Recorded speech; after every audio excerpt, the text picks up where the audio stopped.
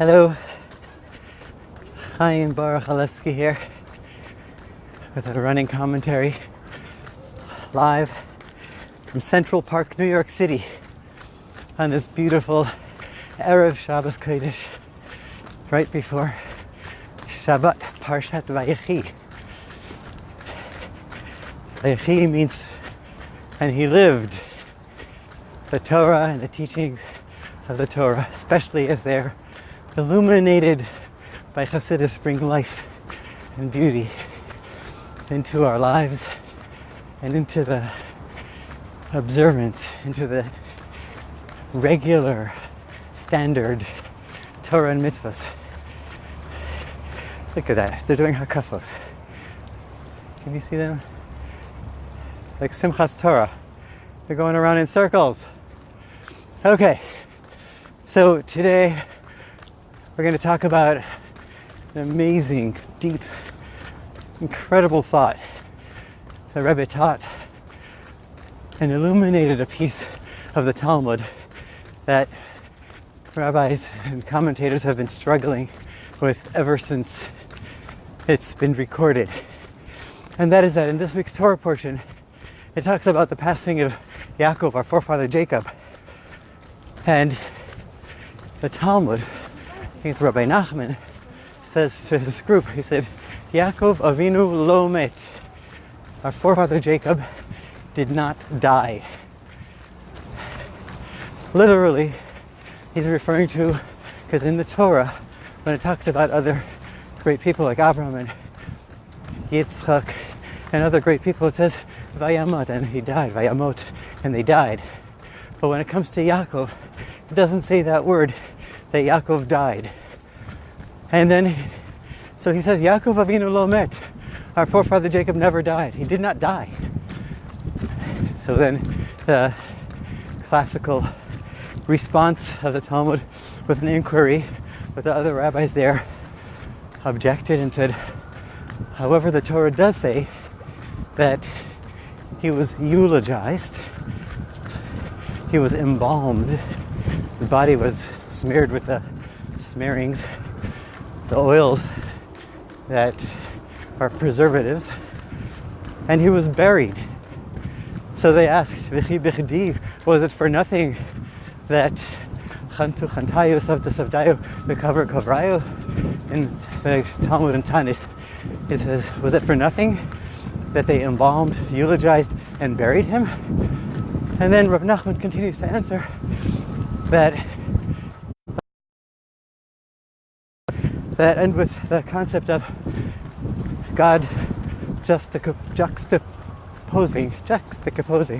whatever that word is, the life of Yaakov and his children.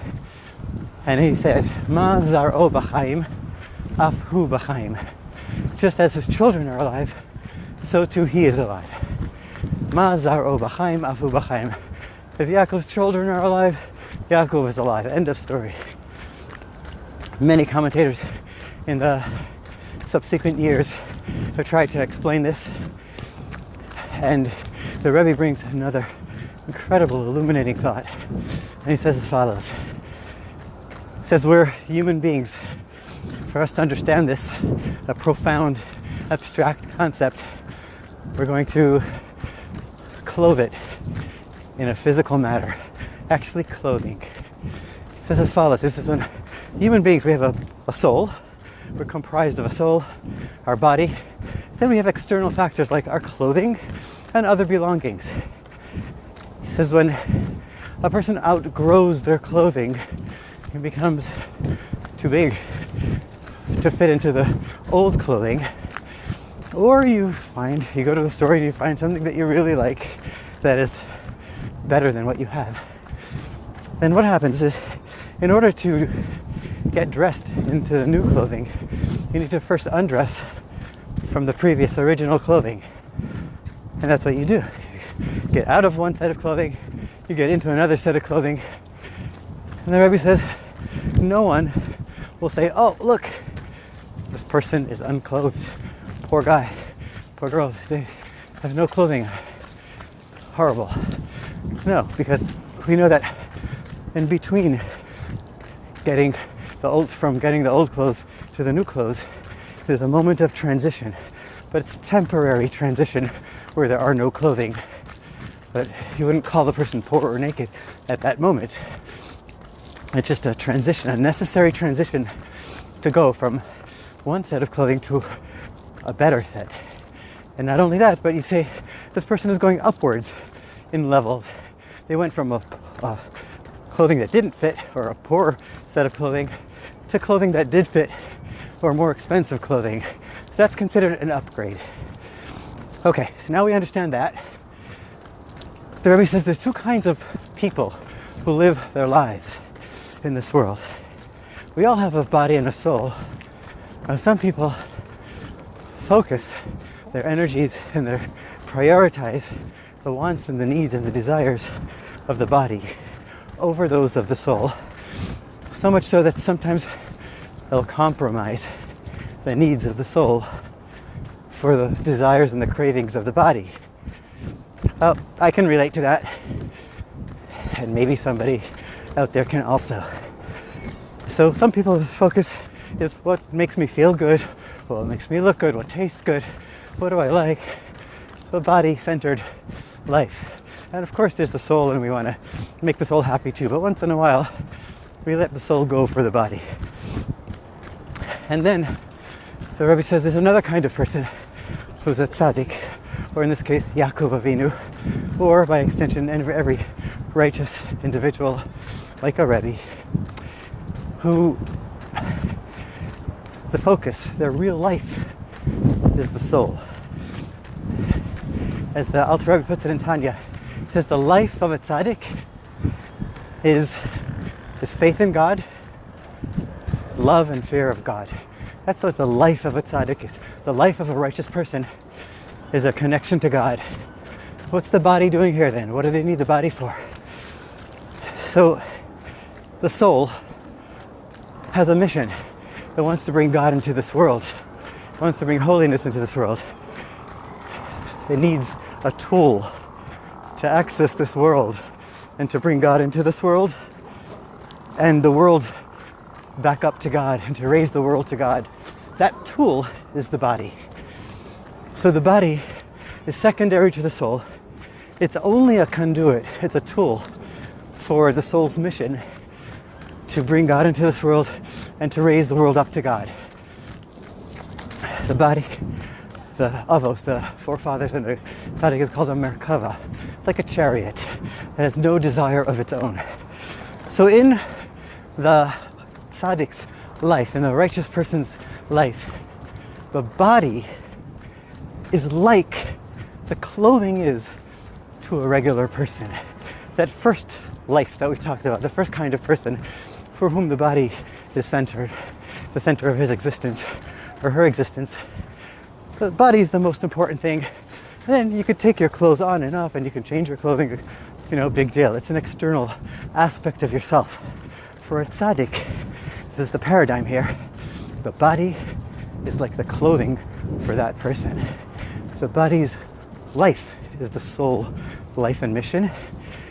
And just like another person can shed his or her clothing without big concern, so too the body of a tzaddik is like clothing. And they shed it and they continue living in a different way. So this is what the Rebbe says. When a tzaddik's body dies, it's true. He passed away. He was embalmed, eulogized, and buried. But that was a temporary lapse. It's like someone changing their clothing. And then something else kicked in. Now, where's the upgrade of the clothing? This is the next part that we mentioned earlier that the Talmud answered. Mazar ol b'chaim, afu b'chaim.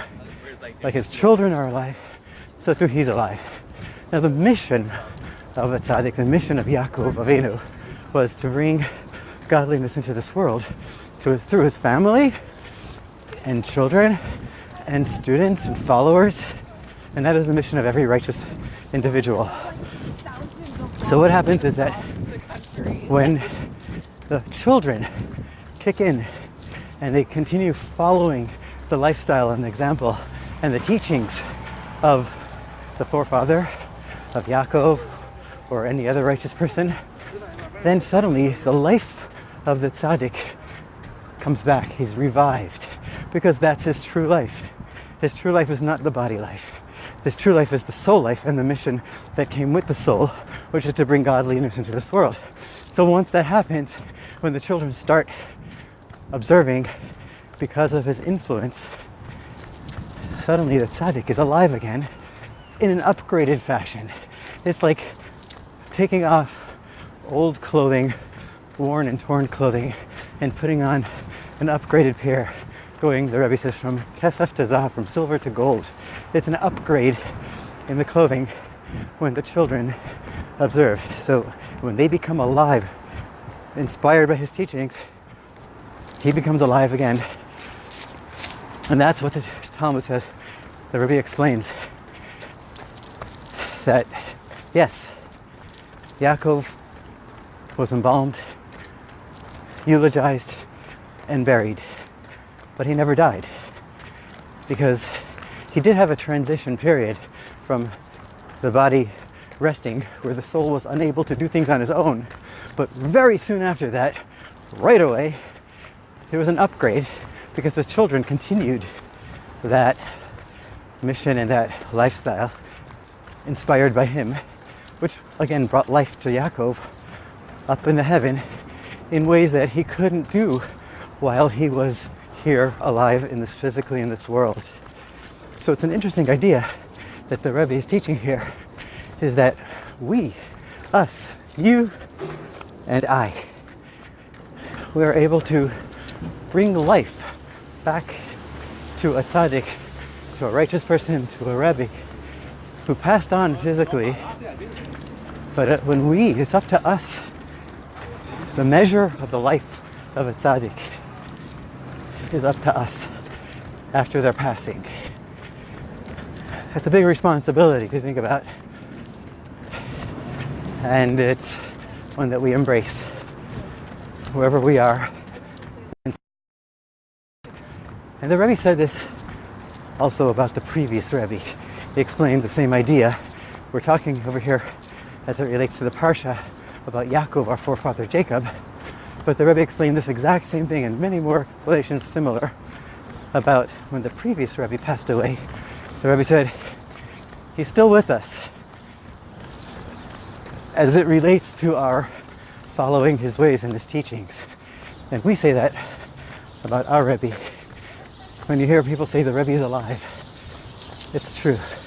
The Rebbe is alive as you and I will make him to be by following his ways through his inspiration. That's how alive the Rebbe will continue to be. God bless you. It's a deep thought. I hope you understand it. I hope it's clear. And just remember to share. You have a light. Share it. God bless you. Good Shabbos.